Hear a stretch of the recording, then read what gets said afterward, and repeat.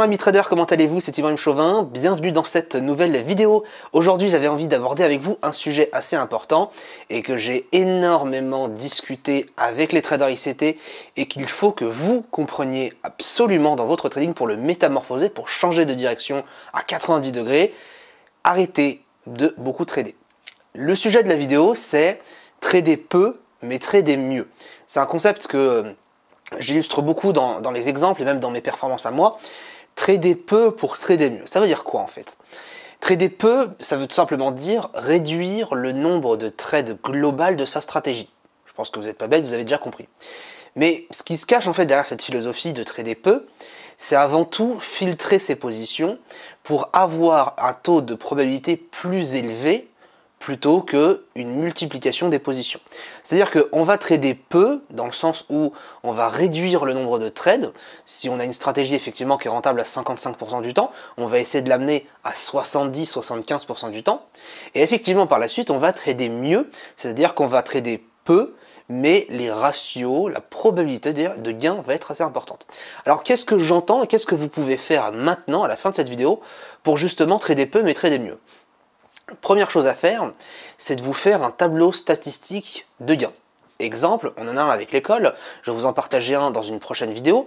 Le tableau psychologique, c'est tout simplement partir d'une base, j'appelle ça la pâte à pizza. Vous savez, quand vous devez faire une pizza, effectivement, vous avez la pâte. Dans tous les cas, il y a une pâte dans la pizza. Ensuite, vous rajoutez la sauce, libre à vous d'ajouter la sauce que vous voulez, ainsi que tous les ingrédients, les condiments, etc. Eh bien, de ce fait, en trading, on part avec une probabilité, même si bien sûr c'est purement théorique, que ça monte ou ça baisse, il y ait 50-50. Soit ça monte, soit ça baisse, une chance sur deux, entre guillemets. Donc je pars avec ma pâte à pizza de 50% de statistiques. À la suite de cette statistique-là, je vais me créer un tableau qui va m'énumérer les différentes critères, les différents critères que je peux m'imposer. Exemple, j'ai un marché qui est sous les nuages de Ishimoku en 15 minutes. J'ai un marché qui est, je sais pas, sous la moyenne mobile 100 et le point pivot en 15 minutes, 5 minutes et 1 minute, par exemple. Et en fonction justement de oui ou non, je vais ajouter ou enlever des pourcentages.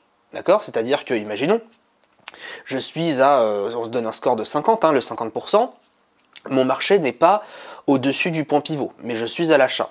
Donc effectivement, sur les 50%, je vais probablement réduire mon gain psychologique de, par exemple, 5%. Donc je suis plus qu'à 45% de probabilité sur ce trade-là. Imaginons que mon marché n'est pas au-dessus du point pivot, du nuage Ishimoku par exemple.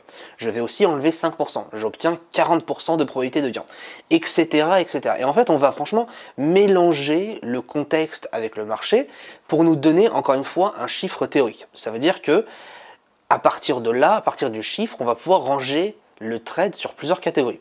À l'école ICT, on a un système qui nous permet justement, si vous voulez, de classifier les trades, trade standard, trade premium, trade élite. Ça veut dire quoi? Ça veut dire que le trade standard, on est entre 45 et 55% de probabilité. Le trade premium, on est entre 65 et 75% de probabilité. Et le trade élite, nous sommes à plus de 75, 80, 90. Avec cette façon de penser, justement, on va pouvoir accorder un risque différent. Exemple, sur du Elite, le plus haut trade en termes de probabilité, on sera sur 1,5%, tandis que le Premium, on sera à 1%. Lorsqu'on va aussi avoir cette probabilité-là, on va aussi jouer un ratio différent. Par exemple, on va jouer plutôt un ratio de 1,5 plutôt que, par exemple, 1 sur des trades standards. Et effectivement, on va aussi choisir sa clôture partielle. On peut clôturer 80% de son trade au lieu de 100%, on peut clôturer 90%, etc., etc. Et en fait, toute cette façon de penser, je vous laisse libre à vous de vous créer ce petit tableau selon, bien sûr, vos conditions, selon votre stratégie, votre méthodologie, etc. Bien qu'on va l'aborder dans une autre vidéo, je vous partagerai une partie de mon tableau. Et bien effectivement, cette façon-là va vous permettre justement de filtrer vos positions et de toujours vous remettre en question. Ça, c'est quelque chose que tout débutant ne fait pas, à savoir, on prend le trade, on ouvre la position et on se questionne après pourquoi j'ai pris le trade. Alors que clairement, dans ma façon de penser, lorsque je clique sur acheter, je sais pourquoi j'ai acheté, je sais comment j'ai acheté, je sais ce que j'ai acheté, et je sais quand clôturer, je sais quand prendre mon profit, quand mettre mon stop loss ABE, je sais où prendre ma perte, etc., etc. Donc en fait, un bon trader, c'est quelqu'un qui anticipe tout ce qu'il va faire au préalable. Bien sûr, ce n'est pas entièrement possible parce que le marché varie en fonction du temps, etc. Mais je sais quoi faire dans chaque situation. Je sais quand mettre mon profit, etc., etc. Donc le fait justement d'anticiper une probabilité de gain selon vos critères va vous permettre justement de filtrer vos trades.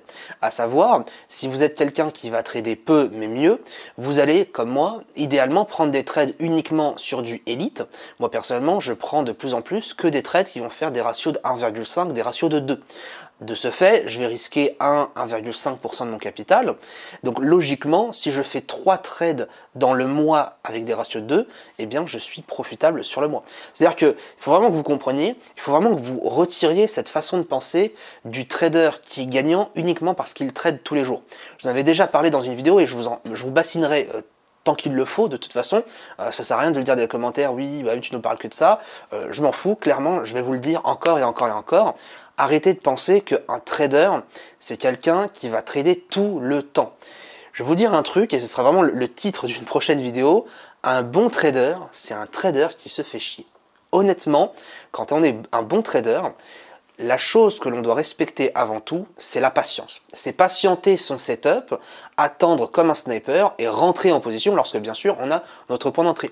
Je prends par exemple le trade qu'on avait fait jeudi de la semaine dernière sur le DAX, j'avais acheté sur des plus bas, tout le monde m'a dit oui mais Ibrahim t'achètes sur des plus bas etc, qu'est-ce qui se passe? J'ai confiance en mon plan, j'avais effectivement une position pour moi qui était élite, j'avais un ratio de 2, j'ai pris 1% de risque, j'ai gagné. Tout bêtement. Donc ça m'a fait gagner 2%. Et vous imaginez que ce genre de trade, petit à petit, si vous voulez cumuler un ratio de 1, un ratio de 1.5, un ratio de 2, etc., si vous arrivez à filtrer, à augmenter votre probabilité de gain, vous allez pouvoir clôturer votre mois assez rapidement. Alors après, on rentre dans la partie où, oui, chaque trader est différent, etc., bien sûr, mais il faut savoir avant tout que chaque trader doit respecter, bien sûr, un protocole strict. Les scalpers, eux, ne vont pas s'arrêter de la journée, ils vont trader, trader, trader, et quand bien même, ils ont quand même, logiquement, des plages horaires bien définies, un objectif, etc., etc., pour les meilleurs d'entre eux, mais c'est avant tout l'histoire de vous dire que, en gros, peu importe ce que vous allez faire en fait en trading, il vous faut absolument suivre un protocole. Si vous n'êtes pas encore cadré, si vous n'avez pas encore cette vision du marché, ça va être très compliqué pour survivre parmi la totalité des traders indépendants dans le monde entier. Le marché, il évolue sans cesse. Trader, c'est compliqué, on le sait. Il y a 80-90% de traders perdants. Donc à vous justement d'être plus malin que les autres et de vous poser les bonnes questions. Donc ce tableau effectivement de psychologie vous permet de vous poser les bonnes questions, de vous remettre en question avant même de prendre le trade. Et de ce fait justement de prendre que les meilleurs trades, d'avoir des bons ratios et de justement pouvoir clôturer une performance mensuelle le plus rapidement possible. On oublie tout ce qui est, moi je vais faire 30-40% par mois. Honnêtement, si vous regardez mes vidéos, je vous ai jamais vendu de rêve et je vous le ferai jamais. Clairement, un bon trader peut arriver à faire 6 à 8% par mois, ce qui est déjà une très bonne performance. J'arrive à faire cette performance personnellement avec 4 trades ou 5 trades. Alors c'est pas bien sûr tous les mois comme ça, tous les mois on va pas faire un trade et puis jackpot c'est bon, mais il faut vraiment que vous compreniez que faire un gain, ce n'est pas compliqué. Le plus délicat, comme je l'ai dit la semaine dernière, lundi dernier, le plus délicat, c'est de rester régulier.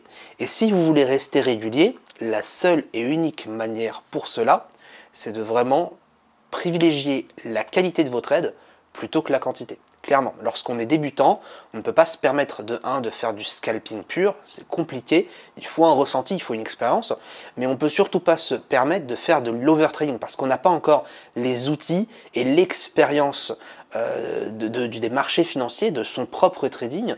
On ne se connaît pas assez en tant que trader pour justement pouvoir accumuler les trades. Je vous en parlerai encore une fois dans une autre vidéo parce que c'est très très important de parler de ça.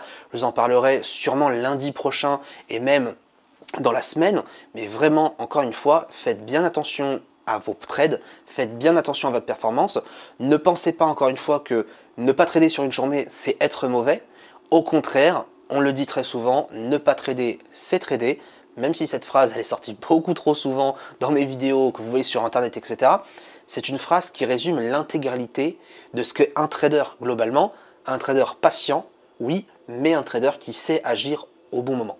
Voilà un petit peu pour cette vidéo, j'espère qu'elle vous aura plu. Pour vraiment résumer la simplicité de celle-ci, trader peu mais trader mieux, c'est avant tout privilégier la qualité du trade plutôt que la quantité. On se retrouve demain pour une prochaine vidéo. Sur ce, prenez soin de vous, très bonne journée à tous et à bientôt.